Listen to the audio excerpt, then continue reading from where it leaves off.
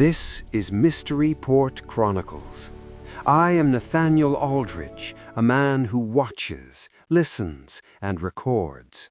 Here in the fog and lamplight of the port, every small sign is a testament. I follow them, Evelyn writes them down, and together we bring truth to light. Let us begin. Time is the only constant in Mystery Port, or at least it should be. It is the invisible tether that holds our fog-drenched streets together. But in the early hours of this Tuesday, time decided to die at number 42 Lane Street. The Grand Theatre and the bustling docks felt like a world away as Evelyn and I crossed the threshold of Elias Thorne's workshop. Thorne was the most renowned horologist on the coast, a man who spoke the language of gears and pendulums as if they were his own kin. The air inside the workshop didn't smell of the salt or the sea, but of an oppressive, heavy mixture of cold brass, aged linseed oil, and that unmistakable sharp metallic tang of fresh blood. Thorne was slumped over his workbench in a tragic concentration, his jeweler's loop still fixed to his right eye, as if he were trying to examine the very moment his own life slipped away. 62 clocks adorned the oak walls, a lifetime of mastery displayed in mahogany and gold. They were masterpieces that should have been filling the room with a synchronized choir of rhythmic beats, a heartbeat of mechanical life. Instead, 61 of them were dead. Their pendulums had halted at the exact same instant, frozen in mid-swing, as if they had suffered a collective cardiac arrest. Thorne's wristwatch, his gold pocket chronometer, the great-grandfather clocks by the door, all were frozen at exactly 3:14 a.m. "Nathaniel," whispered Evelyn, her voice barely audible over the sudden hollow stillness. She opened her leather notebook, her pen poised. "The precision here is terrifying. Elias was working on a commission for the Admiralty, a master chronometer that would dictate the rhythm of the entire British fleet. If this clock failed, the fleet would lose its way in the fog." I didn't answer immediately. My ears were ringing with the lack of sound. I moved closer to the workbench, careful not to disturb the heavy layer of dust that coated the floor. I was focused on the only sound that remained, a faint, rhythmic clicking that shouldn't have been there. In the darkest, most shadow-filled corner of the workshop, a heavy iron maritime clock continued its lonely march. But it wasn't the march we know. Its hands were sweeping counterclockwise with a violent, purposeful energy. Tick, tick, tick. Every second seemed to be rebobining the life that had left the body on the floor, a countdown to a past that Elias Thorne could no longer reach. I approached the corpse.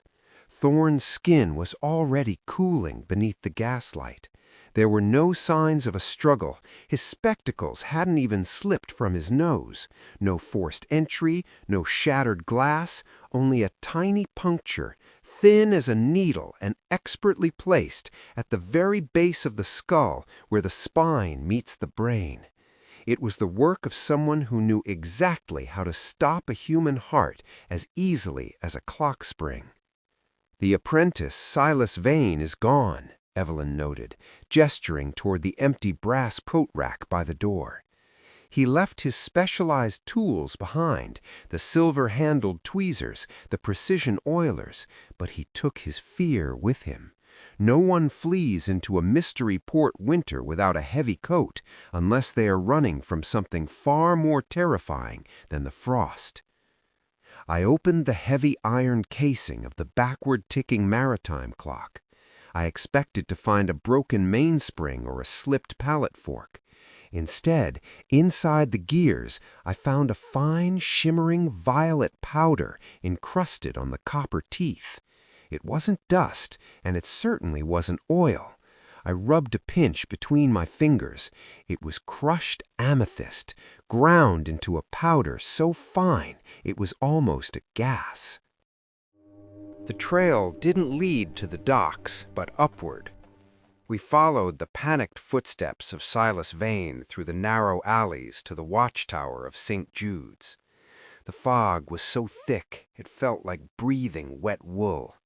We found the lad hiding among the giant iron gears of the great church bell, his hands stained with the same violet residue I had seen in the workshop. He looked like a ghost trapped in a machine. "I didn't kill him!" he shouted before we could even step onto the platform. His voice cracked with a desperation that only the innocent or the truly damned can produce. "He was obsessed, Mr. Aldridge. He found a way to synchronize every clock in the shop using a low-frequency vibration. He called it the heartbeat. Thorne said if you controlled the vibration of sound, you controlled the very will of those who lived within its reach." Evelyn stepped forward, her calm presence acting as a bulkhead against the boy's rising panic. The wind howled through the stone arches of the tower, making the massive bells moan. "Then why did the clock stop, Silas? And why is your master sitting silent in his own blood?" "Because someone changed the frequency," he sobbed, clutching his stained hands to his chest. "Someone knew the secret. They wanted the Admiralty plans, the ones that could guide a ship through any storm. They didn't want any witnesses to the theft. They used the master's own science against him. They turned the music into a scream." The murder weapon had not been a blade of steel, but the invisible blade of physics. I returned to the workshop and lit a fresh candle, holding it close to Thorne's face. I used my own magnifying glass to examine the loop still fixed in the dead man's eye. The glass lens wasn't just cracked, it was shattered in a perfect concentric spiderweb pattern. The killer knew the resonance frequency of the amethyst crystal. By emitting a specific high-pitched sound, inaudible to the human ear, but devastating to molecular structures, he caused a tiny, microscopic glass needle hidden inside Thorne's own lens to vibrate until it snapped. The needle had shattered inward, propelled by the sonic force, striking the clockmaker's brainstem instantly. It was a silent, clean, and impossible murder. The killer was no stranger lurking in the mist. It was Sir Julian Vane, Silas's own father and Thorne's bitterest commercial rival. Sir Julian didn't want his son to learn the noble craft of horology. He had placed him there as a parasite, a spy to steal the secret of absolute synchronization for a rival power. When Thorne realized the boy was a vessel for his father's espionage, Julian Vane decided that Thorne's time had finally run out. Back in our office, as the rain began to lash against the window pane, the steady, rhythmic tick-tock of our own mahogany grandfather clock felt like a profound blessing. The silence of Thorne's workshop still sat heavy in my bones, a reminder of how fragile the deers of life truly are. Evelyn finished her notes, the scratching of her nib the only other sound in the room. She closed her book with a sharp, definitive snap, a sound that always signaled the transition from a living mystery to a recorded history. "How shall we record this one, Nathaniel?" she asked, the orange firelight reflecting in her steady eyes. "The clockmaker's heart," I replied, watching the embers die in the hearth.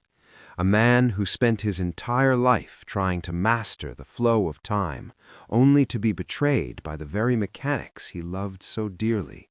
He built a world of glass and brass, and it shattered with a single note." Evelyn dipped her pen one last time, her hand steady and graceful as she wrote the final entry. "Case File 13. Resolved. Lesson: When the ego tries to orchestrate the rhythm of the world, vanity becomes the gear that eventually jams the entire machine. I watched the smoke from my pipe mingle with the gray fog creeping through the window's edge. Thorne tried to master the invisible forces of the universe, but in the end it was a simple vibration, a ghost of a sound that led him to his eternal silence. Case File 13 is closed, but in the fog of Mystery Port, another lantern always waits to be lit.